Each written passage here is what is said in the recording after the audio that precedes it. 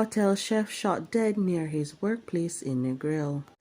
Car stealing ring uncovered by police in St. Mary. Please remember to subscribe, like, share, comment, and don't forget to hit that notification bell so you can always be updated with the latest news. Now for the news in details. The Green Island police are proving the murder of a chef who was gunned down near the hotel where he was employed in the tourism town of Negril on Monday night. The deceased has been identified as 48-year-old Rohan Simpson, otherwise called Tyson, of Cave District in Westmoreland. He was shot and killed in a Nova section of Negril, which spans both Westmoreland and Nova.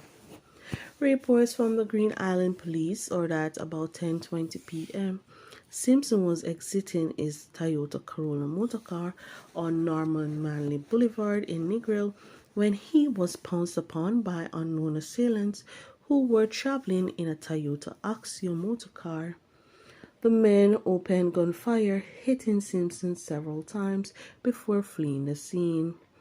The police were summoned and Simpson was seen lying in a supine position with multiple gunshot wounds to his upper body.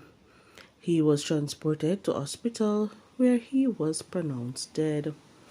No motive has yet been established for the deadly attack. The St. Mary police stated that a major car stealing ring was uncovered on Monday after more than 35 scrapped motor vehicles were found in heavily forested area in the western section of the parish. The discovery was reportedly made after a tracker on a car that was stolen on Saturday led to an illegal site where other vehicles were seen dismantled in Rocky Hill, St. Mary.